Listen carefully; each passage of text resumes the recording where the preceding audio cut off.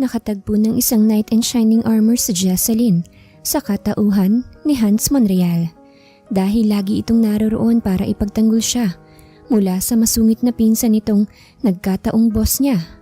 Nang malaman niyang nasaktan ito ng husto sa unang minahal nito, hindi lang niya hinangad ang maging kasintahan nito, kung hindi ninais din niyang matutuuli itong umibig.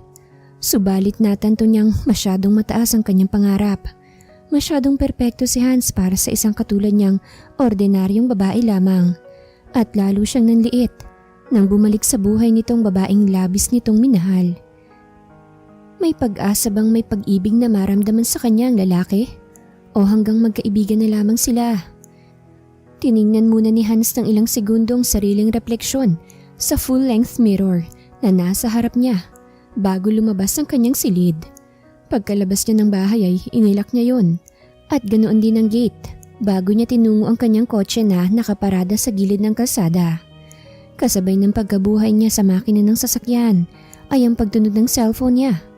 Mabilis niyang sinagot ang tawag nang mabasang pangalan ng pinsan niyang si Nathaniel sa screen niya. "Napatawag ka, Nathan?" bungad niya. "Nasa school ka na ba?" ganting tanong nito sa kanya. Ang tinutukoy nito ay ang universidad kung saan siya nagtuturo. Bukod sa pagiging professor ay director din siya ng Research Management Office sa nasabing universidad. "Paalis pa lang ako ng bahay. Bakit?" "Kailangan mong makita kung sinong pinalit ni Mommy sa sekretarya ko." Napangisi siya. "Why? Is she a hot chick?" "Ikaw na lang ang humusga," sagot nito sa akin. Sa tono ng pananalita nito ay mukhang bad trip to. Siguro, isang matandang babae o hindi kaya naman ay bading ang kinuha ng ina nitong si Tita Luisa para maging sekretarya nito. Ngayon pa lang ay natatawa na siya sa ideyang yun. Malapit sila ni Nathaniel sa isa't isa. Palibhas ay magkasing edad lang sila at magkaklase mula elementary hanggang high school. Best friend din ang turingan nila. Sa sobrang closeness nila ay parang anak na rin ang turing ng mga magulang nito sa kanya. Gayunpaman, kahit magkasundo sila, ay malaki pa rin ang pagkakaiba ng mga ugali nila. Nathaniel was arrogant and childish, while he tended to be humble and mature. Happy-go-lucky rin ito, samantalang siya, serious type. Pero ang pinaka nagpapasakit sa ulo ng tiyahin niya ay ang pagiging babaero ni Nathaniel. Kung siya ay stick to one, ang pinsan niya ay isang notorious playboy. Kaya nga ayaw nito ng sekretaryang hindi sexy at maganda. Iyon ang madalas na pinagtatalunan nito at ni Tita Luisa. Hindi ito makapag-concentrate sa trabaho nito bilang Vice President for Administration ng Monreal Recording Studio and Artist Center o MRSAC dahil sa pambababae nito. Ang kumpanyang yon ay pinamumunuan ni Gustavo Monreal, ang ama ni Nathaniel. Gaya ng pamilya ni Nathaniel, doon din nagtatrabaho ang iba pa nilang kamag-anak na kung hindi bilang executive ay talent naman ng artist center na yon. Dati ring may mataas na katungkulan sa kumpanya ang daddy niya bago nito nakilala si Divina Singson na naging pangalawang asawa nito. 3 taon na mula nang magdesisyon ng ama na manirahan sa Canada at doon na lang magnegosyo. Kaya hindi na nito naasikaso ang kumpanya kung saan board member ito. Sa pag-alis nito ay inilipat na nito sa pangalan niya ang share nito sa kumpanya. That made him a member of board of directors. Gayunpaman, mas malaking bahagi ng oras ni Hans ang ginugugol niya sa pagtuturo kesa sa kanilang kumpanya. Ang pagiging guro kasi sa kolehiyo ang talagang pangarap niya. Tinanggap lamang niya ang share ng kanyang ama dahil sa isang babaeng mahalaga sa kanya. "O sige. Pagkasabi niya nun kay Nathaniel ay nagpaalam na siya rito at pinatay na niya ang cellphone niya. Curious din siyang malaman kung anong itsura ng bagong sekretarya ng pinsan niya. Pinaandar na niya ang kotse at dumiretso na siya sa kumpanya nila. Hindi nagtagal ay nakarating na siya sa gusali ng kumpanya na may 4 na palapag.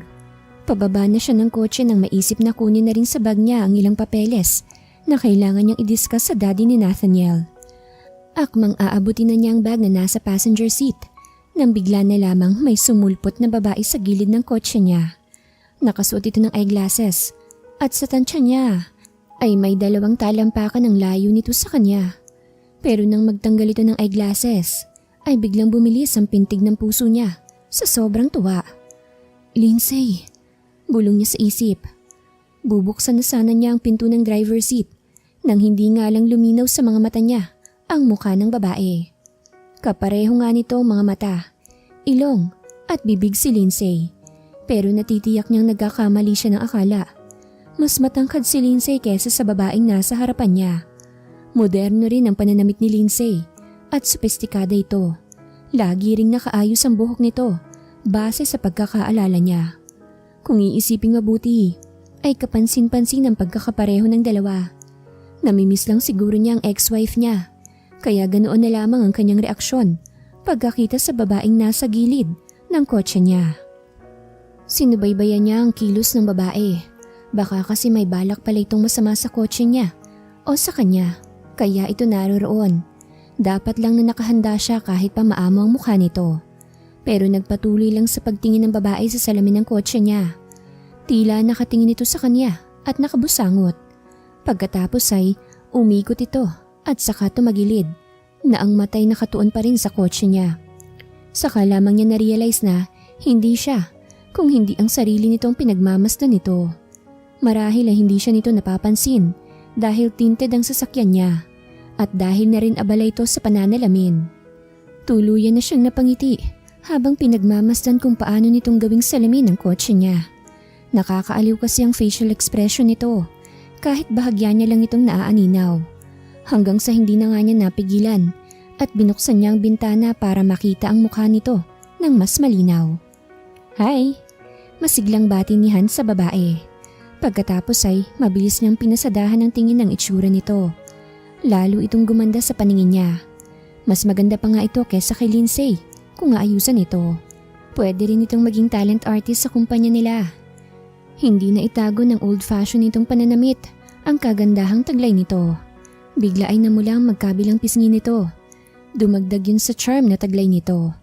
Siguro, nakaramdam ito ng hiya dahil nahuli siya nitong nananalamin sa kotse niya kahit hindi naman siya nito pinagtatawanan. Naaaliw lang siya rito kaya maluwang ang pagkakangiti niya.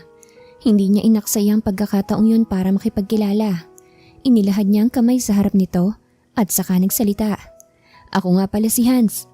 Sorry talaga. Hindi ko naman sinasadya. Putol nito sa pagpapakilala sana niya rito. Halata sa tinig nito ang pagkataranta. Mabilis na itong naglakad patungo sa entrada ng building. Siya naman ay napangiti habang pinanonood itong maglakad palayo. Bigla ay naalala ni Hans kung paano silang nagkakilala ni Lindsay. Nagkita sila sa isang bar at isang hi lang ay naging malapit agad sila sa isa't isa. Hindi sa pagmamayabang, hindi na niya kailangan mag-effort para mapansin ng isang babae. Kahit nga hindi siya magsalita o ngumiti, ay may babaeng hahabol sa kanya. Salamat sa pinagsamang genes ng mga magulang niya at naging magandang lalaki siya. Pero hindi yata yung tumalab sa babaeng kaharap niya kanina. Sigurado, kakaiba ito sa mga babaeng nakilala na niya. Lalo niyang napatunayan na hindi ito si Lindsay. Malayong malayo ang mga ito. Kung liberated ang ex-wife niya, mukhang binuhay naman ang babaeng nakita niya, si Maria Clara. Hindi tuloy niya mapigilan ng sarili na maging interesado rito. Ingat sa paglalakad, baka madapa ka. Pahabol na sabi niya sa babae.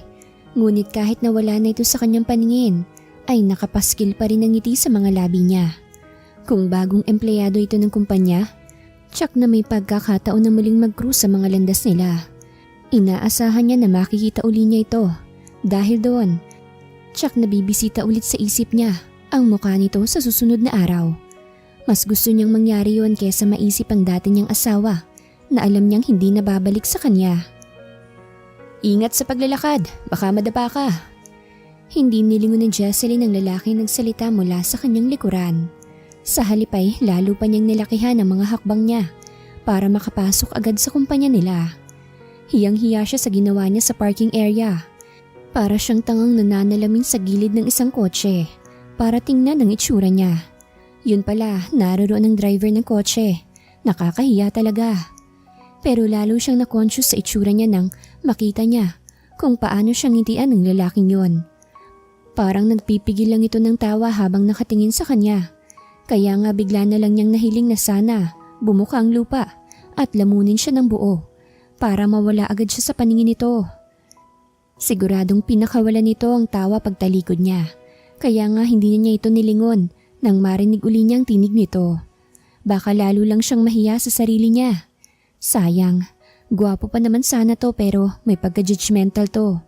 Maganda kasi ang mga mata nito na kulay brown, matangos ang ilong, maninipis ang labi at maputi. Bagay rin sa pahaba nitong mukha ang clean cut nitong buhok. Idagdag pa ang isang pang toothpaste commercial nitong ngiti. Naipilig niyang bigla ang kanyang ulo. Kailan pa siya natutong mangilatis ng lalaki? Hindi siya lumuwas sa Maynila para maghanap ng boyfriend. Naroroon siya para magtrabaho. Kaya dapat lang talagang kalimutan na niya ito. At ang insidenteng yun. Jesseline! Nilingon niya ang pamilyar na tinig mula sa gawing kanan. Good morning po, Ma'am Luisa. Nakangiting bati niya rito. Asawa ito ng presidente ng kumpanya. Maliban doon, ay may mataas din itong katungkulan sa kumpanyang yon. Ito ang kumuha sa kanya bilang sekretarya ng nag-iisa nitong anak na si Nathaniel. Bakit parang nagmamadali ka? Hindi ka pa naman late, iha. Nakangiting sabi nito. Excited po ako eh. Medyo totoo naman yun. Totoong excited kaya maaga siyang umalis ng kanyang apartment. Yun kasi ang unang sabak niya sa corporate world. Pero kaya siya nagmamadaling maglakad papasok ng building ay dahil ayaw niyang maabutan siya ng lalaki sa parking area. Sana nga ay hindi na uli magtagpo ang mga landas nila dahil tsak na maaasar lang siya kapag nakita niya kung paano ito magpigil ng tawa habang nakatingin sa kanya. Alam niyang takaw pansin ang itsura niya. 22 years old lang siya pero pang old maid na ang forma niya. Sa ukay-ukay lang niya binili ang suot na pamasok sa trabaho. Kulay gray na paldang lagpas tuhod ang suot niyang pang ibaba. Maluwag yun sa kanya at pencil cut ang tabas. Ang blouse naman ay kulay orange na bulaklakin. Kasing baduy ng suot niya, ang iba pa niyang damit na pawang segunda mano lamang. Mas pinalala pang kabaduyan niya ng mga blazer na ipinahiram sa kanya ni Mrs. Luisa Monreal na pawang pangmatanda ang mga kulay at disenyo. Binigyan din siya nito ng salamin sa mata na may malaking frame. Ipinasuot nito yun sa kanya kahit pa wala namang grado ang kanyang mga mata. Para daw mas mukha siyang suplada. Kulang na lang ay lagyan siya nito ng brace sa mga ngipin at kulutin ang dry niyang buhok para magmukha siyang Betty La Fea. Ayaw sana niyang isuot ang mga ibinigay ni Mrs. Monreal pero natatakot siyang baka biglang magbagong isip nito. Mahirap na ngayon ang maghanap ng trabaho. Mahal ang pamasahe mula probinsya nila patungo sa Maynila. Kaya nang tanggapin siya ni Mrs. Monreal sa kumpanyang to, ay hindi na niya masyadong pinag-isipan ang mga kondisyon nito. Bukod doon ay maganda ang magiging sweldo niya sa kumpanya. Mahigit 2 buwan na ang nakakaraan mula nang nakagraduate siya. Pero ngayon lang siya pinalad na makakuha ng trabaho. 2-year course lang din yon, pero inabot siya ng 4 na taon bago matapos sa pag-aaral. Galing kasi siya sa mahirap na pamilya, kaya iginapang talaga niya ang pag-aaral. Nang sa ganun ay makatulong siya sa byuda niyang ina. 5 taon nang patay ang kanyang ama dahil sa pulmonya at may 4 pa siyang nakababatang kapatid. Talaga? Natutuwa akong marinig yan. Ihahatid na kita sa opisina ng anak ko. Iginiya siya nito patungo sa elevator. Habang naglalakad ay patuloy ito sa pagsasalita. Sinabi ko na sa'yo kahapon ha, pero uulitin ko. Sana habaan mong pasensya mo kay Nathaniel. Ito lang ang naiisip kong paraan para tumino siya. Sana matulungan mo ako sa kanya. Sige po, Ma'am Luisa. Gagawin ko pong lahat ng makakaya ko para mapagpasensyahan siya. Determinadong sabi niya. Nakaharap niya kahapon si Nathaniel, kaya nagkaroon siya ng ideya na hindi magiging madali para sa kanya na pakisamahan ng magiging amo niya. Malamig ang pakikitungo nito sa kanya at hindi ito nangiming ipakita ang disgusto nito sa presensya niya. Ayon kay Mrs. Monreal, ay pawang magaganda at sexy na babae lang ang gusto ni Nathaniel na maging sekretarya nito. Playboy kasi ang amo niya at kahit ang mga sekretarya nito ay pinapatulan ito. Hindi yun gusto ni Mrs. Monreal. Kaya nagdesisyon ng ginang na kumuha ng bagong sekretarya para kay Nathaniel at siya nga ang mapalad na babaeng yun. At magtutuloy-tuloy ang swerte niya kung magiging maayos ang working relationship nila ni Nathaniel. Maraming salamat, Jesseline. Tugon ng ginang sa kanya. Maya-maya pa'y naroroon na sila sa tapat ng opisina ni Nathaniel. Ngayon pa lang siya makakapasok sa opisina ng magiging boss niya. Kumatok muna si Mrs. Monreal bago nito binuksan ang pinto. Bakit? Malamig na tanong ni Nathaniel sa ina nito. Nathaniel, ngayon ang first day ni Jesseline. Naipakilala ko na siya sa iyo kahapon, diba? Ikaw na bahala sa kanya. Mahinahong sabi ni Mrs. Monreal at saka siya nilingon. Maiwan na kita rito ha? Kung may problema, alam mo kung nasa ng opisina ko. Sige po, nakangiting sabi pa niya. Tumango ito at saka lumabas ng silid. Si Nathaniel naman ay tiningnan siya mula ulo hanggang paa at pagkatapos ay napailing. Nainsulto siya pero pinili niyang ngitian ito. Good morning po, sir. Sa labas ang magiging opisina mo, hindi dito sa loob. Wika nito. May ipag-uutos po ba kayo? Tanong niya bago humakbang palabas. Hindi pa kasi niya alam kung anong dapat niyang gawin. Saglit itong nag-isip. Pagkatapos ay itinuro nito ang tambak na envelope sa shelves. Yung mga nasa ilalim, ilabas mo. Tapos basahin mo. Ano po yung mga yan? Hindi ko rin alam. Matagal na yung nandyan. Basahin mo na lang para malaman mo. Pagkasabi nun ay pumwesto na ito sa likod ng desk nito at binuksan ang laptop nito. Naiinis man sa Jesseline ay pinilit niyang ikubli yon. Baka unang araw pa lang niya sa trabaho ay sesantihin na siya nito. Walang imik na kinuha niya mga brown envelope na itinuro nito at binuhat yon. Medyo mabigat pero hindi na lamang niya ininda. Palabas na siya ng opisina nang maramdaman niyang tila mabibitawan niya mga dala niya. Kaya itinukod niyang isa niyang paa sa pinto at inayos sa kanyang mga hita ang mga envelope. Pero habang inaayos yon, ay bigla na lamang bumukas ang pinto. Ay palaka! Bulalas niya kasabay ng pagtama ng pinto sa hita niya. Bumagsak tuloy ang mga hawak niya. Hindi naglipat sandali ay narinig niya ang naiinis na boses ng boss niya. What the heck? Are you stupid? Pagbubuhat lang ng mga envelope, hindi mo pa magawa ng maayos. Nataranta siya sa biglang pagsigaw nito. Kaya kahit nananakit pa ang kanang hita niya dahil sa pagkakatama sa pinto, ay lumuhod na agad siya upang damputin ang mga envelopes. Hindi pwedeng kakaumpisa pa lang ng trabaho niya, ay badshot na kaagad sa kanya si Nathaniel. I'm sorry. Wika ng lalaking biglang nagbukas ng pinto, kaya siya tinamaan noon. Pamilyar naman ang boses nito ay hindi na niya pinag-aksaya ng panahon na lingunin ito o kaya ay sagutin. Mas importante sa kanyang madampot ang mga nahulog niya. Lumuhod na rin ang lalaki at tinulungan siya. Nagmamadali siya dahil mukhang mainit na ang ulo ni Nathaniel. Naninermon pa rin kasi ito mula sa kanyang likuran. Nang makuha na niya ang lahat ng envelope, ay mabilis na rin siyang tumayo, kasabay ng lalaki sa kanyang harap. Nanlaki ang mga mata niya nang makilala kung sinong nagbukas ng pinto at bumangga sa legs niya. Ikaw? Bulalas niya sa malakas na tinig. Ito kasi ang driver ng sasakyang ginawa niyang salamin kanina. Muli ay nagiinit ang mukha niya, kasabay ng pagbalik sa isip niya na nangyari sa parking area. Jesseline, sino nagsabi sa'yong sumigaw ko sa opisina ko? Sabi ni Nathaniel sa mas malakas na boses. Sorry po, Sir Nathaniel. Nakayukong tugon niya. Sige na, lumabas ka na. Mabilis pa sa 4:00 tumalima siya at baka lalo pa itong magalit. Ayaw niyang matanggal kaagad sa trabaho. Bakit mo naman sinisigawan kaagad yung bago mong sekretarya? First day pa lang niya sa trabaho, hindi ba? Sige ka, baka matroma yun at mawalan ka pa ng sekretarya. Wika ni Han sa pinsan niya nang magkasarilinan sila. Mabuting at mag-resign na siya. Hindi ko kailangan ng katulad niya. Sabi nito habang hinihilot ang sentido. Cute naman siya. Nakangiting sabi niya. At meron din siyang napakagandang pangalan, Jesseline. Anya sa kanyang isip. Pero halata naman na hindi na-appreciate ng pinsan niya ang kagandahan ni Jesseline. Kung sa bagay, hindi simpleng babae ang tipo ni Nathaniel. He wanted a classy one. Yun bang modelo ang dating at mukhang sopistikada. Alam ng tita Luisa niya ang tipo ni Nathaniel.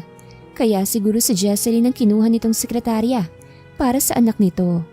Sana nga lang ay maging epektibo ang plano ng tiyahin niya dahil tiyak na si Jesseline ang mahihirapan. Ngayon pa lang kasi ay sinusungitan na ni Nathaniel sa Jesseline Mukhang sa sekretarya nito ibinubunto ng inis nito. Matigas pa naman ang ulo ng pinsan niya at wala siyang kayang gawin kung hindi ang paalalahanan nito. Hindi ko alam na bumaba na palang standards mo sa babae. Umiiling na sabi ni Nathaniel at saka bumuntong hininga. Sisiguraduhin kong hindi siya magtatagal rito. Huwag ka namang ganyan. Malay mo efficient siya. Wika ni Han sa pinsan niya. Umiling lang uli si Nathaniel. Bakit mo ba siya pinagtatanggol? Mukha kasi siyang mabait. Ba't hindi mo siya bigyan ng chance? Sagot niya rito. Kung gusto mo, ikaw na lang magbigay sa kanya ng chance. Kunin mo na siya. Parang batang sabi nito na ikinailing niya. Ang isang professor, hindi nangangailangan ng sekretarya. Anya. Isa pa, meron na siyang sekretarya sa research office niya. Hindi rin magugustuhan ng Tita Luisa niya kung kukunin niya si Jesseline. Hindi niya pwedeng sirain ang plano ng tiyahin niya. Kahit pa naaawa siya sa magiging kalagayan ng bagong sekretarya ni Nathaniel. Basta, isama mo na lang siya sa'yo. Kung ako sa'yo, magbe-behave na ako. Kapag nainis pa sa'yo si Tita Luisa, baka mawala ka pa sa pwesto mo ngayon. Paalala na lamang niya kay Nathaniel. Siyempre naman hindi niya magagawa yun sa akin. Magagawa niya sa pamamagitan ng CEO ng kumpanyang to. Paalala niya rito. Mukhang na-realize nito na tama siya. Dahil tumahimik na lang ito. Sana nga lang ay sapat ng babala niya para pakitunguhan ng maayos si Jesseline. Mauuna na ako at baka malate pa ako sa klase ko. Tinanguan lang siya ni Nathaniel na agad humarap sa laptop nito. Lumabas na rin siya pero bigla siyang napalunok sa bumungad sa kanya pagbukas niya ng pinto. Agad na ibinaba ni Jesseline ang palda niya nang biglang bumukas ang pinto ng opisina ni Nathaniel. Nag-init kaagad ang mukha niya nang makitang hindi ang amo niya ang lumabas, kung hindi ang lalaki sa parking lot. Bastos! Wika niya, sabay iwas ng tingin. Natitiyak niyang nakita nito ang hita niya dahil biglang nanlaki ang mga mata nito. Hindi ko naman kasalanan kung gusto mong i-expose yung legs mo sa loob ng opisina. Malamang na may makakita niyan, sabi nito sa mahinahong tinig. Natameme siya nang ma-realize na may punto ito. Nagkataon lang na lumabas itong bigla habang hinihilot niyang masakit niyang hita. Mabuti na nga lang at akong nakakita sa'yo at hindi ibang lalaki. Hindi ako mapagsamantalang tao. Dagdag pa nito. Napatitig tuloy siyang bigla dito para timbangin ang sinasabi nito. Ang totoo ay hindi naman ito mukhang masamang tao. Mukha pa nga itong Prince Charming dahil sa kagwapuhan at kakisigan nito. Pero bigla ulit itong pumangit sa mga mata niya nang marinig niya ang sunod na sinabi nito. Baka naman sinadya mo talagang ipakita yan. Nakangisi ito kaya hindi niya alam kung seryoso ba talaga ito. Pero biro man yun o hindi, ay na-offend siya rito. Excuse me? Hindi ko ine-expose ang hita ko. Tiningnan ko lang kung nagkapasa na ako dahil sa tinamaan ng pintong bigla mo nalang binuksan. Sa susunod kasi, matuto kang kumatok. Pabalang na sabi niya rito.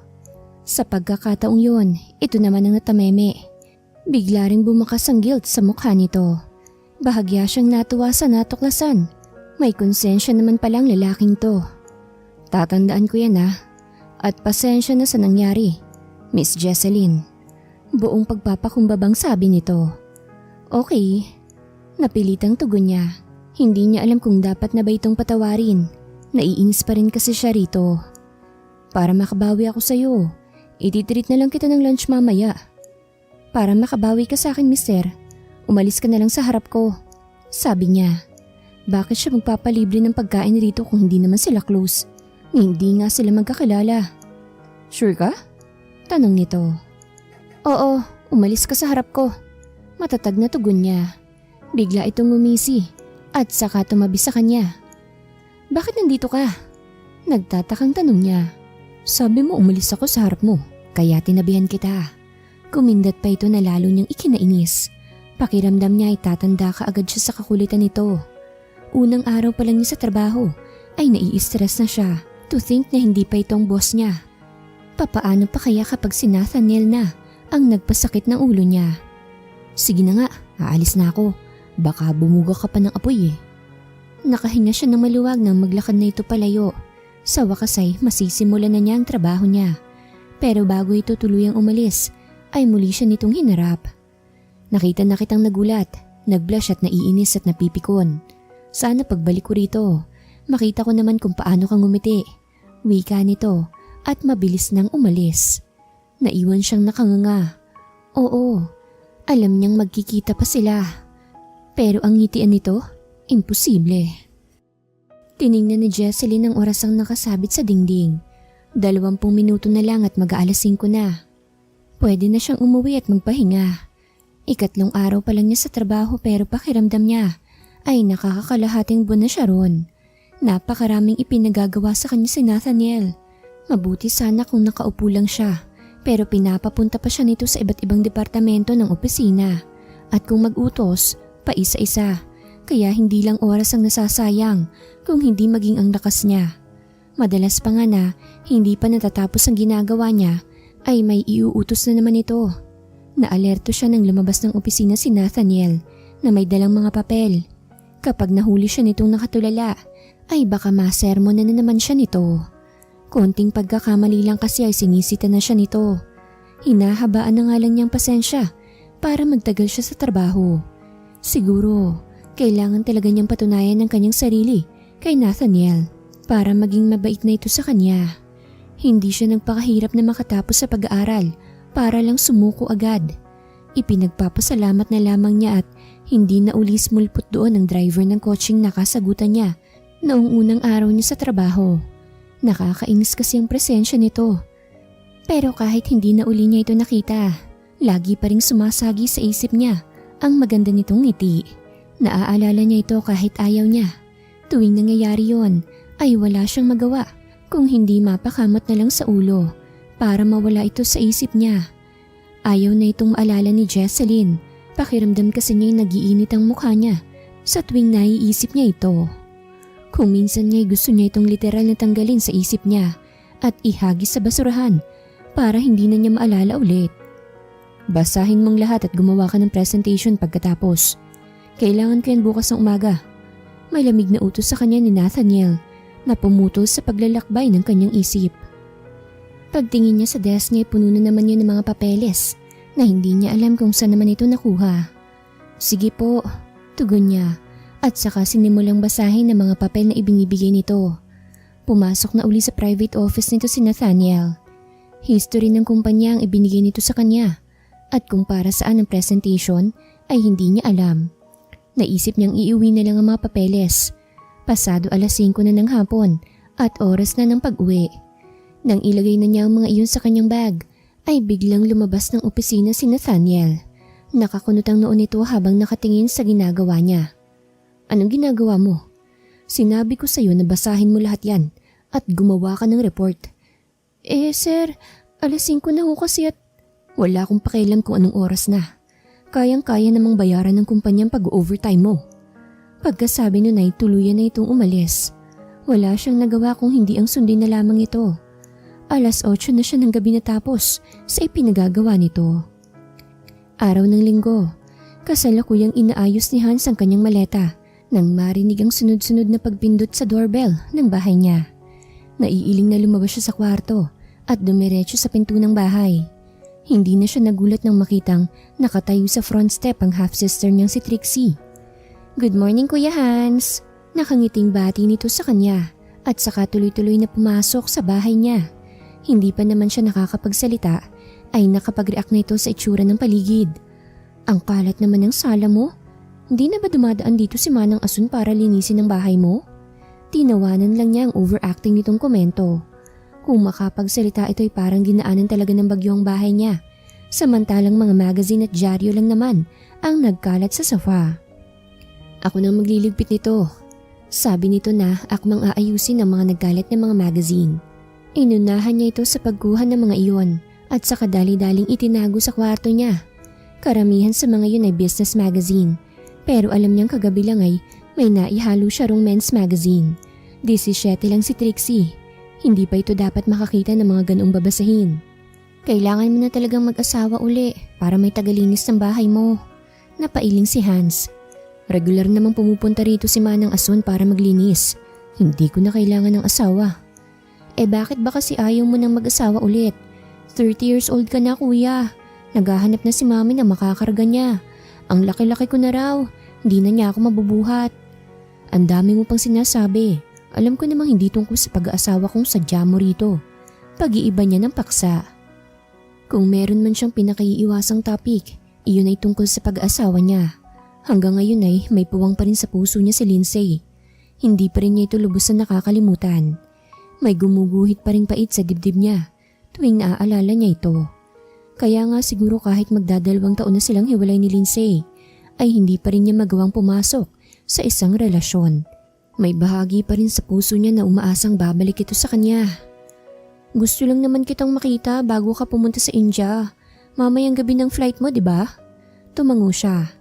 Isang linggo siyang mananatili sa India para sa isang research study, pero hindi siya naniniwalang gusto lang siyang bisitahin ni Trixie. Manghihingi ka ng pasalubong ano? Tanong niya. Ngumisi naman ito. Tanda na tama ang hinala niya. Natawa na lamang siya. Ganun naman ito sa tuwing pumupunta ito sa bahay niya. Nakatira ang half-sister niya sa poder ng kanyang ina at stepfather. Malayo ang tahanan ng mga ito sa bahay niya, kaya hindi katakatakang minsan lang siya bisitahin ng kanyang kapatid. Tuwing naroroon ito, meron itong isusumbong sa kanya o kaya ay hihilingin. Pero kahit mahilig itong mag-request ng kung ano-anong bagay sa kanya, ay nararamdaman niyang mahal siya nito at mataas ang respeto nito sa kanya. Malakas ito sa kanya, hindi niya ito kayang tanggihan. 20 taon nang hiwalay ang mga magulang niya. May 2 siyang kapatid sa ama, habang si Trixie lang ang kapatid niya sa maternal side. Dahil si Trixie lang ang kapatid niya sa Pilipinas ay ito lang ang naging malapit sa kanya. Okay lang kahit na anong ipasalubong mo sa akin, hindi naman ako mapili eh. Wika ni Trixie. Yun lang pala eh, nakangiting sabi niya sa kapatid. Jesseline, mag-overtime ka na naman ba? Tanong sa kanya ng office mate niyang si Cindy. Kailangan eh. May pinapatapos sa akin si Sir Nathaniel. Tugon niya rito. Napailing naman ang isa pa niyang katrabaho na si Rosel. Kawawa ka naman, lagi ka nilang naiiwan rito. Sus, sanay naman ako. Wala namang multo dito eh. Sabi ni Jesseline at saka pineke ang kanyang pagtawa. O sige na, mauna na kayo. O sige, ingat ka ha. Thanks, wika niya. Nang makaalis na ang mga ito ay muli siyang humarap sa computer. Sa totoo lang ay pagod na siya at gusto na niyang umuwi. Pero hindi niya pwedeng gawin yun dahil tsak na pagagalitan na naman siya ng boss niya. Ayaw nitong ipagpaliban niya ang mga trabaho niya. Kaya nga napipilitan na lang siyang mag-overtime para matapos ang inuutos nito. Pero may maganda pa rin namang epekto ang pag-uwi niya ng late. Nadadagdagan ang sweldo niya kahit konti na lang ang pahinga niya. At least, mas malaki ang maipapadala niya sa kanyang pamilya. Napatigil siya sa pagtatype nang tumunog ang telepono sa ibabaw ng desk niya. Mabilis naman niyang sinagot yon at agad niyang narinig ang tinig ni Nathaniel mula sa kabilang linya. I-order mo na ako ng pagkain. Okay sir. Hindi na niya tinanong dito kung anong gusto nitong kainin. Pinakabisado na nito sa kanya kung anong kakainin nito at kung saang restaurant siya mag-order tuwing uuwi ito ng late. Ayaw kasi nito na lagi siyang nagtatanong. Umorder na rin siya ng pagkain para sa kanya. Nakasanayan na rin niyang doon maghapunan dahil nga inaabot siya ng gabi sa trabaho. Pero hindi siya sa restaurant umorder kung hindi sa karinderya na malapit sa opisina. Mas mura kasi ron. Sa loob ng 2 oras ay naging tahimik ang pagtatrabaho niya dahil mukhang busy rin si Nathaniel sa loob ng opisina nito. Hindi na siya nito muling kinausap mula nang ihatid niya rito ang pagkain nito. Naalerto siya nang makita muli sa peripheral vision niya na may taong naglalakad palapit sa kanya. Nang magsalita ang lalaking yon, ay biglang bumilis ang tibok ng puso niya. Hi Miss Beautiful. Alam niya kung sino nagmamay-ari ng tinig na yon, pero nang mag-angat siya ng mukha, ay nagtama ang kanilang mga paningin at naapektuhan pa rin siya. Tila lalo pang bumilis ang tibok ng puso niya. Ang lalaki sa car park. Bulong kong wika sa sarili ko. Hanggang ngayon ay hindi pa rin niya alam ang pangalan nito. At hanggang ngayon ay hindi pa rin niya maipaliwanag kung bakit may kabang hatid ang presensya nito. Pero wala siyang balak na ipahalata rito na kinakabahan siya, kaya tinarayan niya ito. Ikaw na naman? Good evening din sa'yo. Nakangiting tugon ng lalaki kay Jesseline pagkatapos niyang magsalita. Pero sa halip na gumanti ng bati, ay inirapan ito ni Jesseline. Para kasing nangaasar pa ito sa paraan ng pagsasalita nito. Bumaba ang tingin nito sa katawan niya. Na-conscious siyang bigla sa ginawa nito, kaya nag-iwas siya ng tingin. Parang nangangayayat ka yata sabi nito sa tila nag-aalalang tinig. Bigla siyang napatingin sa katawan niya nang marinig ang sinabi nito. Madalas nga siyang nalilipasan ng gutom mula nang magtrabaho siya sa Monreal Company. Pero wala naman siyang napapansing kakaiba sa katawan niya. Pinagtitripan lang siguro siya nito. Isa pa, wala tong pakialam sa kanya at isang beses pa lang silang nagkikita para masabi nito na pumayat siya. At bakit nandito ka na naman? Andito ba si Nathaniel? Ganting tanong nito sa akin. Oo, pero busy siya, hindi siya pwedeng istorbohin. Mabait naman siya sa ibang naghahanap sa boss niya, pero hindi sa isang to na may atraso pa sa kanya. Talaga? Nakangiti pa ring sabi nito at saka lumapit pa sa pinto. Pero bago pa ito makakatok ay nagawa na niyang humarang doon. Hindi ka pwedeng basta nalang pumapasok sa opisina ni Sir Nathaniel. At bakit? Kakatok na nga ako gaya ng itinuro mo sa akin. Humakbang pa ito paharap, kaya naging 1 pulgada na lang ang layo nila sa isa't isa. Umurong biglang dila niya at nanlambot ang mga tuhod niya sa ginawa nito. May espasyo pa sa pagitan nila, pero naninikip na ang dibdib niya sa sobrang lapit nilang dalawa. Idagdag pa ang mainit nitong hininga na kumikiliti sa pisngi niya. Nang hindi na niya makayanan ang sensasyong dulot niyon, ay ibinaba na lamang niyang paningin. Pero hindi rin siya nakapagsalita nang makita ang malapad nitong dibdib na nasa harapan niya. Napalunok pa nga siya habang pinagmamasdan yon. Masarap sigurong isandig ang ulo niya sa dibdib nito at pakinggan ang tibok ng puso nito. Ano bang nangyayari sa'yo, Jesseline? Gising! Sigaw ng utak ko.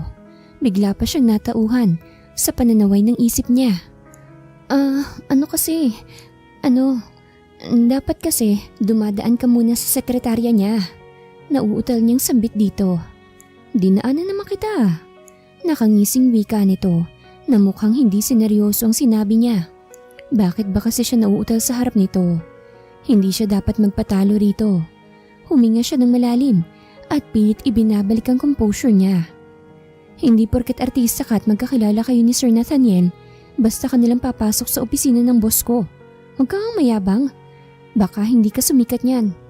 Bago ka pumasok sa opisina ni Sir Nathaniel, ibigay mo muna sa akin ang pangalan mo para masabi ko sa kanya. Hindi nautal si Jesseline sa pagkakataong yon, kaya lihim niyang binati ang kanyang sarili. Pero hindi naman nasindak ang lalaki at pinagtawanan pa siya nito. Lalo tuloy nag-init ang ulo niya. Ano bang tinatawa-tawa mo riyan? Inis ko ng tanong dito. Gusto mo lang naman palang malaman ang pangalan ko. Ang dami mo pang sinasabi. Pakiramdam niya'y nanlaki ang butas ng kanyang ilong sa narinig. Mukhang gusto talaga siya nitong asarin. Dapat ay hindi niya ipinahalatang napipikon siya. Itinaas niya ang kanyang noo at pinamewangan niya ito bago muling nagsalita. Mister, inaalam kong pangalan mo para masabi ko kay Sir Nathaniel. Pero kung ayaw mong sabihin kung sino ka, hindi ka makakapasok sa ops. Ano bang nangyayari dito? Tanong ng boss niya kasabay ng pagbukas ng pinto ng private office nito. Kasi po sir Hans, andito ka na pala. Putol ni Nathaniel sa sasabihin niya. Kani-kanina pa. Kaso, itong sekretarya mo, ayaw magpapasok Sabi ng lalaking tinawag ni Nathaniel na Hans. Nagsalubong ang mga kilay ng boss niya. Tanda na ang susunod nitong gagawin ay ang pagalitan siya. At iyon nga ang ginawa ni Nathaniel. Hindi mo ba alam na ang lalaking to ay isa sa mga board members? Wika nito na matalimang tingin. Pero sir, teka, ano ang sinasabi niyo? Board member ang lalaking to? Gulat na sabi niya. Yes, and his name is Hans Anthony Monreal. Pinsan ko siya at matalik na kaibigan din. Tugon ni Nathaniel sa kanya. Nakagat ni Jesseline ang mga kuko niya sa kamay nang marinig ang sinabi ng boss niya. Pagkatapos ay napasulyap siya sa lalaking kani-kanina lang ay sinusungitan niya. Ilang beses na niyang nabasa ang pangalang Hans Anthony Monreal sa mga papeles, na ibinibigay sa kanya ni Nathaniel pero hindi niya alam kung anong itsura nito. 2 linggo pa lang siya sa kumpanya kaya hindi pa niya kilala ang lahat ng mga boss sa kumpanyang yon. Parang gusto na lang niyang maglahong parang bula dahil sa kapalpakang ginawa niya. Napahiya na naman siya sa harap ni Hans. Hayaan mo na, Nathaniel. Pinoprotektahan ka lang naman ng sekretarya mo. Maganda na yung maging mahigpit siya sa lahat ng gusto kang makausap. Kahit pa mukhang artistang bibisita sa'yo. Sabi ni Hans na tila nangaasar ito. Pagkatapos nitong magsalita ay kinindatan pa siya nito. Gusto sana niya itong irapan pero siya na rin mismong pumigil sa kanyang sarili. Dapat siyang magpakabait dito kung gusto niyang magtagal sa trabaho niya. Pero kailangan niya pa rin humingi ng tawad. Bilang sekretarya ko, kailangan niya makilalang lahat ng boss sa kumpanyang to. Giit ni Nathaniel at saka tumingin sa kanya na parang sinisenyasan siyang humingi ng tawad. Napayuko siya at saka nagsalita. Sorry po, Sir Hans. Ayoko nang maulit ito, Jesseline ha. This is so embarrassing. Inaalam mo dapat kung sinong may mataas na katungkulan. Yes, sir. Aalis na kami. Ikaw nang bahala sa opisina.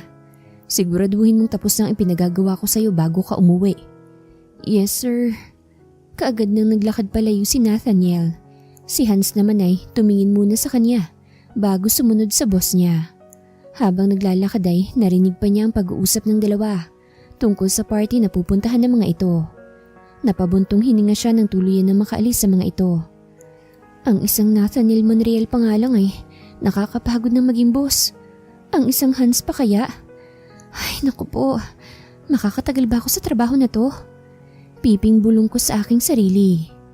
Sa tingin ko, 1 buwan lang ang itatagal niya sa akin. Sabi ni Nathaniel na nasa tabi ni Hans.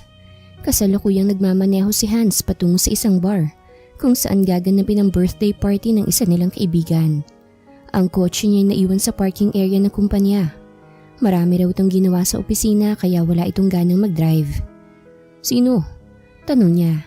Sabay sulyap dito. Mabilis din niyang ibinalik ang tingin sa kalsada nang makitang ngingiti-ngiti ito. Si Jesseline pare. Tugon ito.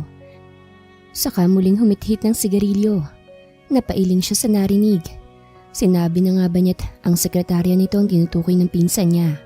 Mukhang hindi pa rin nakukuha ni Jesseline ang loob nito. Nangangayayat na siya. Wika niya.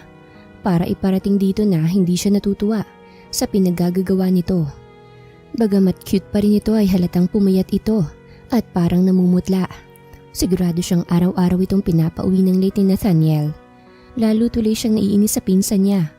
Masyado siyang naging busy sa nakaraang 2 linggo. Kaya't hindi siya nakadalaw sa Monreal Recording Studio and Artist Center.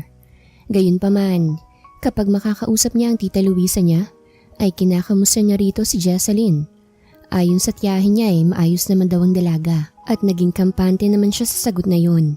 Mukhang hindi pa rin nahahalata ng mami ni Nathaniel ang pinaggagawa ng anak nito. Who cares? Kapag nahihirapan na siya, pwede siyang tumigil kahit kailan niya gusto. Madali lang humanap ng sekretarya. Maraming magagandang babae dyan na naghahanap naman ng trabaho. Bali walang sabi ni Nathaniel. Pwede kanyang kasuhan sa pagpapahirap mo sa kanya. So anong kaso, Hans? Binabayaran ko naman ng overtime niya. Saka kung tutuusin nga, ang laki-laki ng pasweldo niya para sa isang sekretarya. Napailing na lamang siya. Mukhang hindi na talaga mapipigilan si Nathaniel sa gusto nito. Sigurado siyang hindi na niya kayang baguhin kung ano man ang tumatakbo sa isip nito ngayon. Pero alam niyang may magagawa siya para hindi nito tuluyang mapahirapan si Jesseline. Andito na pala tayo eh. Pagbabago ng paksa ni Nathaniel. Dahil maaga pa ay maluwag pa rin ang parking area. Pagkasabi nun ay mabilis na itong bumaba. Eksaktong pagbaba nito ay sumabay naman ang malakas na kulog. Napamura ito. The heck, uulan pa yata. Tara na, Hans, sabi nito. Sabay silip sa nakabukas na bintana ng kotse niya. Pero nanatili lang siya sa harap ng manibela. Hindi niya kayang magsaya kung alam niyang sa kumpanyang pagmamayari ng kanilang angkan ay may isang babaeng nahihirapan na at siguradong gusto nang umuwi. Baka abutan pa ito ng malakas na ulan. Nakakaawa naman to. May problema ba? Mauna ka na, Nathaniel. May kailangan pa akong gawin. Ha? Ano naman yun? Ang pauwiin si Jesseline. Pagkasabi nun ay pinaatras na niya ang kanyang sasakyan bago pa ito makatutol. Ilang sandali pa'y binabagtas na niyang daan pabalik sa kumpanya nila. Napadilat si Jesseline nang maramdamang may marahang tumapik sa balikat niya. Sa nanlalabong paningin ay isang bulto ng lalaki ang nakita niya. Noong una ay natatakot siya talagang baka masamang tao ito. Ngunit hindi nagtagal ay lumitaw ang imahe at nakilala niya ito. Sir Hans? Ano ginagawa mo rito? Tanong niya, kasabay ng pagbilis ng tibok ng puso. Ngunit sigurado siyang hindi iyon dahil sa gulat o takot na baka kung anong gawin nito sa kanya. Katulad yun ng kabang nararamdaman niya nang bigla rin itong sumulpot sa harap niya para sunduin si Nathaniel kanina. Pwede ka na umuwi. Nakangiting wika nito na tila isang anghel na ipinadala ng langit para masaklolohan siya.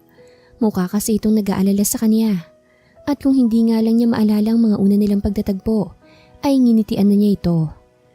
Hindi pa ho ako tapos ipinagagawa ni Sir Nathaniel sabi niya. Kahit pa may mataas na katungkulan si Hans sa kumpanya, ay si Nathaniel pa rin ang boss niya. Si Nathaniel ang dapat magsabing kailangan na niyang umuwi. Siguradong magagalit ito kapag nalaman nitong umuwi siya na hindi pa tapos ang inuutos niya. Nakapag-usap na kami ni Nathaniel, umuwi ka na. Giit ni Hans. Nag-aatubili pa rin siyang sumunod dito. Baka may balak pala itong masama sa kanya. Hindi siya dapat magtiwala kung kani-kanino lang, lalo na sa lalaking kinaiinisan niya. Wala akong balak na masama sa'yo. Concerned lang ako. Hindi ka dapat pinahihirapan ng ganito ng boss mo. Seryosong wika ni Hans na waring nabasa nito ang nasa isip niya. Hindi niya napigilang mapatitig rito. Bagay rin pala dito ang seryosong muka. Siguro ay dahil natuklasan niyang may kabaitan din pala itong taglay. Hindi niya akalaing mag-aabala pa itong balikan siya sa opisina para lang pauwiin siya. Pwede naman itong tumawag na lang sa telepono. Napakadaling itanong kay Nathaniel kung anong numero ng teleponong nasa ibabaw ng desk. Alam din ng boss niya ang cellphone number niya. Dapat siguro samantalahin na niya ang kabaitan ni Hans dahil baka magbago pa ang isip nito. Salamat po sir. No problem, sabi nito at naglakad ng palayo. Mabilis niyang iniligpit ang mga gamit niya para makaalis na kaagad. Pagkatapos na i-check ang opisina ni Nathaniel, ay nagtungo na siya sa elevator. Napahinto siya sa paglalakad nang makarating siya sa entrada ng building at natanaw si Hans na nakasandal sa itim na kotse nito. Ngumiti ito nang magtama ang mga mata nila at saka nagsalita. Sumabay ka na. Ay, hindi na po sir. Jesseline, nauutal ka na naman. Saway kong bulong sa sarili ko. Ngumiti lang ito pero bigla na lang siyang nataranta. Gabi na, saka mukhang uulan. Mas convenient kung makikisabay ka na sa akin. Muli ay nahihimigan niya ito ng pag-aalala. Pero hindi naman makapalang mukha niya para magpahatid pa rito.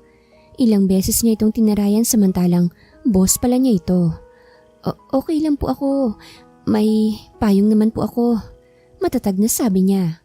Sigurado ka? Yes sir. Okay. Ingat. Wika nito na tila nangihinayang. Nagtaka man sa nakitang reaksyon nito, ay ipinagkibit balikat na lamang niya yon. Sige po Sir Hans, ingat din po kayo. Ipinagpatuloy na niya ang paglalakad hanggang sa makarating siya sa gate. Nakita niyang lumabas na rin sa gate ang kotse ni Hans.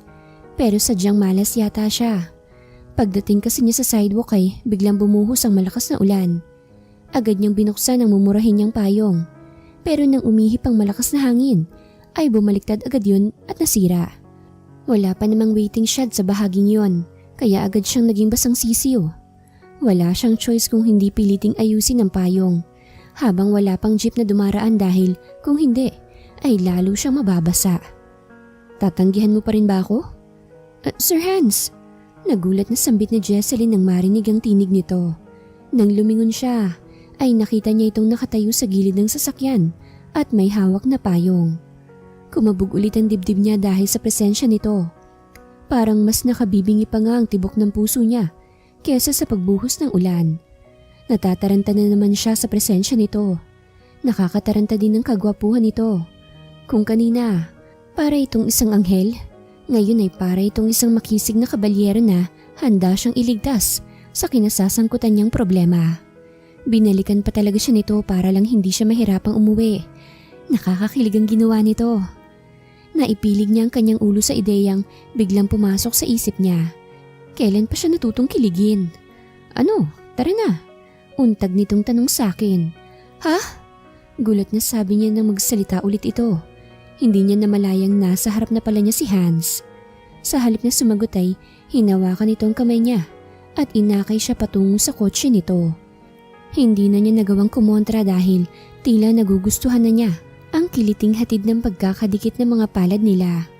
Pero binitiwan din siya nito para pagbuksan siya ng pinto sa passenger seat. Lihim siyang natuwa sa ginawa nito. Hindi lang pala ito matulungin at maawain, kung hindi gentleman din pala ito. Kaya nga hindi niya magawang tumanggi dito sa inaalok nitong tulong. Sumakay na rin siya sa kotse nito. Salamat po, sabi niya nang makasakay na rin si Hans. Tumango ito at saka kinuha ang isang jacket mula sa backseat. Pagkatapos ay iniabot yun sa kanya. Isuot mo to, baka ginawin ka. Pero babawiin ko yan at pabababain kita rito. Kung mag-uupo ka pa rin sa akin. Kung paulit-ulit ka magpapasalamat at kung tatawagin mo pa rin akong sir. Okay lang sa akin na tawagin mo ako sa pangalan ko. Pero boss ko po kayo eh. Pagagalitan po ako ni Sir Nathaniel kapag narinig niyang tinawag ko kayong Hans. Sabi ni Jesseline dito. Saglit itong nag-isip saka ngumiti.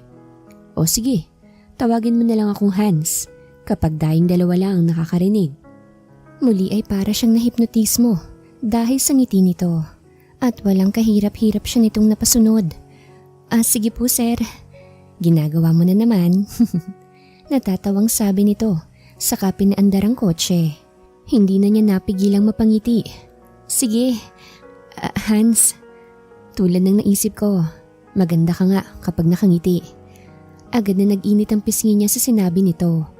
Mabuti na lang at nasa daan na ang mga mata ni Hans at hindi na nito nakita na naapektuhan siya sa narinig niya. Nakakataba ng puso ang papuri nito pero hindi niya alam kung dapat ba niya yung paniwalaan. Tuwing titingin kasi siya sa salamin ay hindi siya mukhang kaakit-akit. Kaya nga ayaw sa kanya ni Nathaniel dahil hindi niya taglay ang pamantayan nito sa isang sekretarya. Pero bakit dahil kay Hans ay gusto niyang maniwalang maganda nga siya? May problema ba? Tanong ni Hans. Nahalata siguro nitong hindi siya komportable. Ha? Wala naman. Napagod lang siguro ako sa trabaho. Pagdadahilan niya, hindi niya pwedeng aminin dito na big deal sa kanya ang papuri nito. Bakit kasi hindi ka nilang mag-resign para hindi ka nahihirapan? Tanong nito na tila may kalakip na namang pag-aalala. Pero kahit concerned ito sa kanya, ay wala siyang balak na umalis sa kumpanya. Bakit naman ako magre-resign? Napakahirap maghanap ng trabaho sa panahon ngayon. Kumunot ang noon ni Hans sa itinugon ni Jesseline sa kanya. Hindi ka ba pinahihirapan ng pinsan ko? Yung gwapo pero masungit ko bang boss ang tinutukoy mo? Tanong ng dalaga. Kaagad siyang tumango. Ang sabi nila, hawig daw kami. Pero sa tingin ko, mas gwapo ako. Bigla niyang naisip sabihin para pagaanin ang usapan. Oo naman, tsaka mas mabait. Wika nito na may kalakip ng ngiti. Ngiting tila pumawi sa pagod na nararamdaman niya sa maghapon. Iyon ang pangalawang pagkakataon na ngumiti ito sa kanya. Dati ay ini-imagine lang niya kung anong itsura nito kapag nakangiti. Ngayong nakita na niya, naging palaisipan naman sa kanya kung anong meron sa ngiti nito at tila gumagaan ang pakiramdam niya. Lalo tuloy siyang naiintrigang usisain nito. So, pinahihirapan ka nga talaga niya? Tanong niya. Nang hindi siya sinagot ni Jesseline ay hindi na niya napagilang mapailing. Alam niyang pinagtatakpan lang nito ang pinsan niya.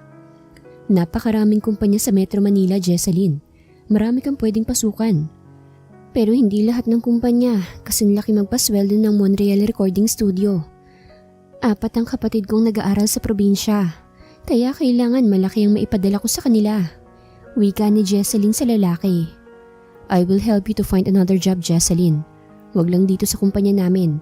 Nangangayayat ka na oh. Hindi naman At saka wag mo na akong piliting umalis. Hindi ko gagawin yon.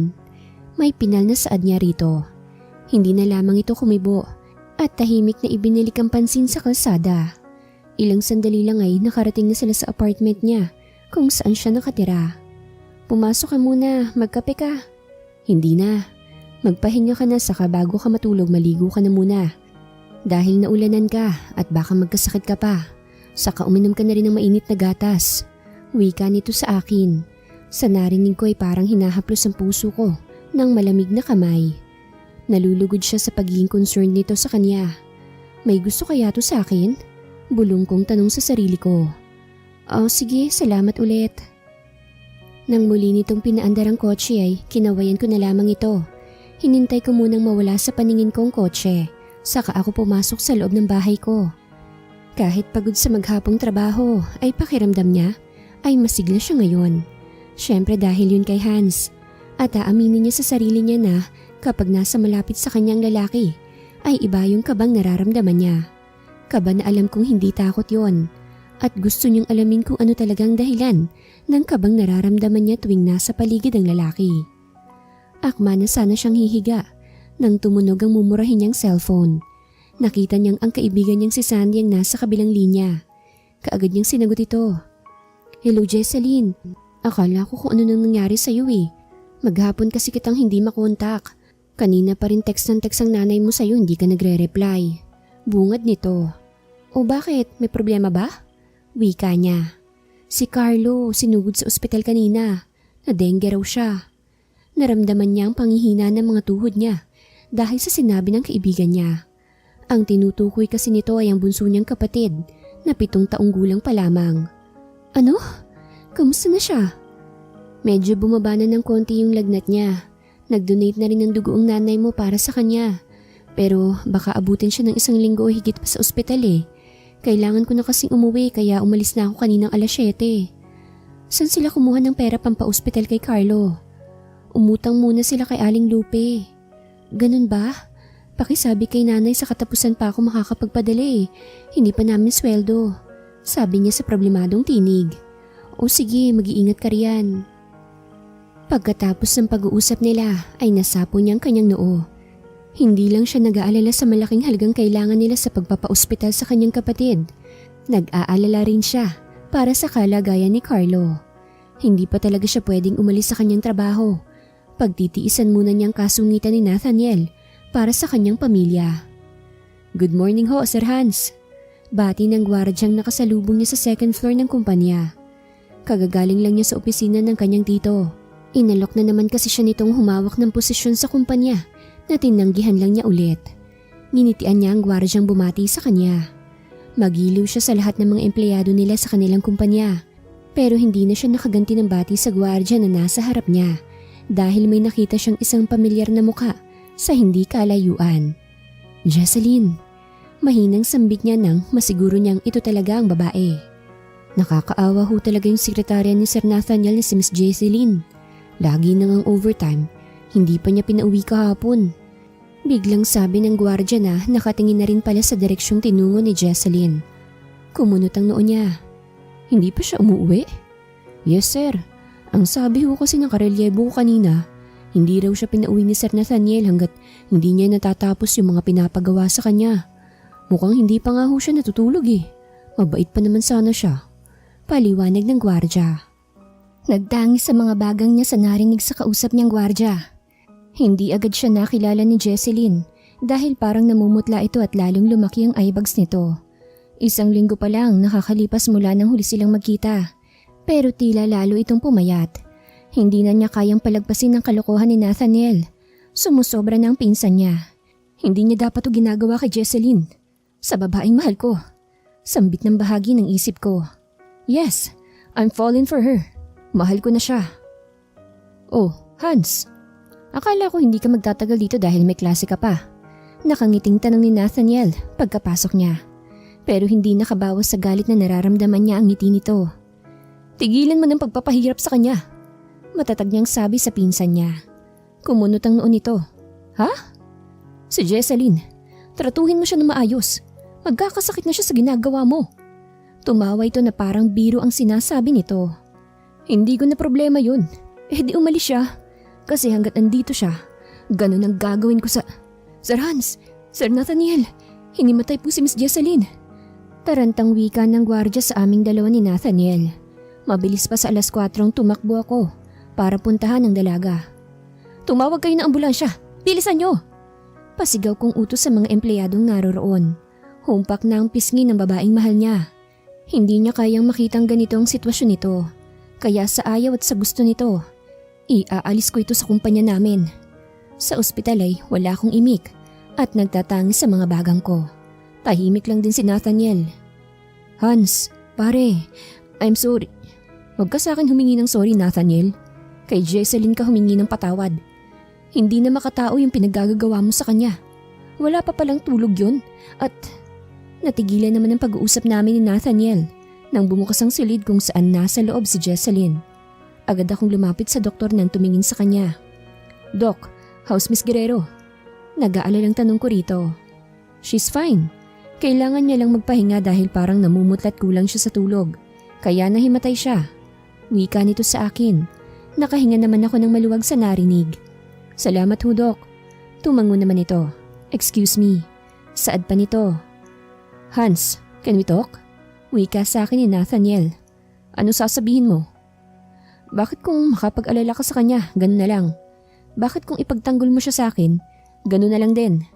Do you like her? Tanong nito sa akin. Matagal akong hindi nakasagot sa tanong ni Nathaniel. Pero sa huli ay sinagot ko ito. Yes, I like her. I mean, I love her. Hindi ko alam kung kailan at kung saan ito nangyari. Basta ang alam ko, mahal ko siya. Wika ko rito. Pero hindi siya pasado sa standards mo, pinsan. Bakit tila naging mahina ka na yata sa chicks? Hindi ako naging mahina, Nathaniel. Kung hindi kusa yung sumibol sa puso ko. Anyways, umalis ka na nga. Pupuntahan ko pa si Jesseline. Wika ko rito. Fine. Saka na lamang ako hihingi ng tawad sa kanya kapag nakalabas na siya. Mag-enjoy na muna kayo sa happy moments nyo. Sabi pa nito at saka umalis na rin. Pagkapasok ko sa loob ng silid ni Jesseline ay tulog ito. Naaawa akong tinitingnan nito. Nagkaroon pa ako ng urge na haplusin ang mukha nito. Nagising ito sa haplos ko. Saka nagsalita. Hans? Ano nangyari? Bakit nandito ako at nakahiga? At Shhh! Dinala kita dito dahil nahimatay ka. Nasa ospital ka. Kailangan mo munang magpahinga, okay? Masuyong saad ko rito. Pero, kailangan kong magtrabaho, Hans. May pamilya akong kailangan suportahan. Please, pakisabi sa doktor lalabas na ako at baka magalit pa sa... Jesseline, listen. Hindi ka na babalik ron sa kumpanya. Ayoko nang magtrabaho ka pa ron. Nagkakasakit ka na dahil sa pagtatrabaho mo sa 10 oras ng gabi at madalas ka pang hindi umuwi sa bahay mo. Kaya sa ayaw at sa gusto mo, hindi ka na babalik doon. Sinabi ko na rin kay Nathaniel ang gusto ko. Pinal na wika ko rito.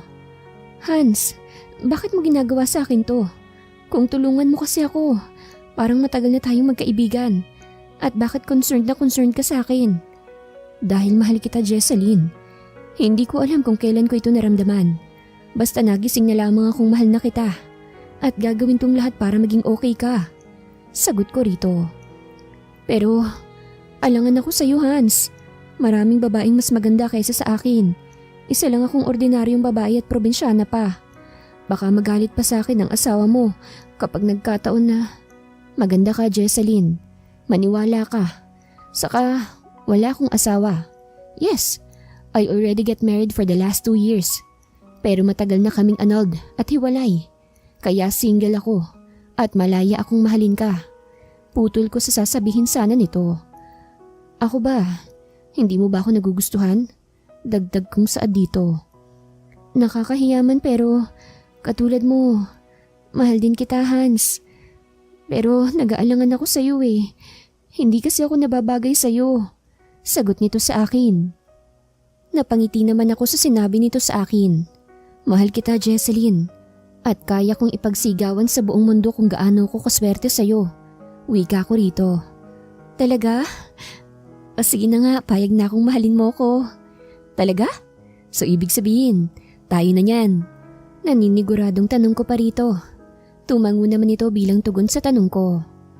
Mabilis lumipas ang 2 buwan at nakahanap na rin ng trabaho si Jesseline. Pero nagulat ako nang may tumawag sa akin na isang unknown number. Sinagot ko na lamang ito. Yes? Sino to? Tanong ko.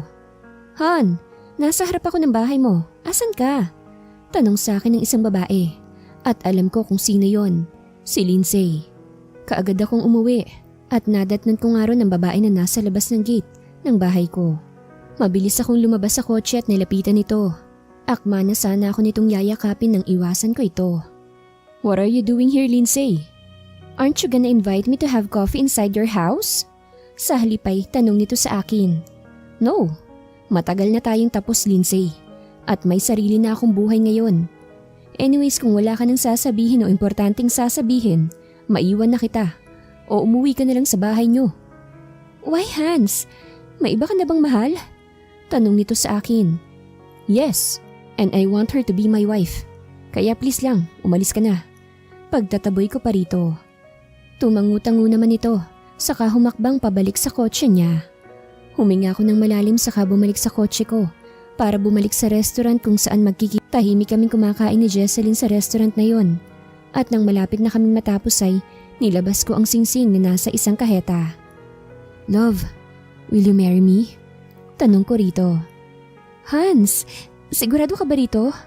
Tanong nito sa akin. Nakangiting tumango ako rito. Will you marry me, Jesseline Guerrero?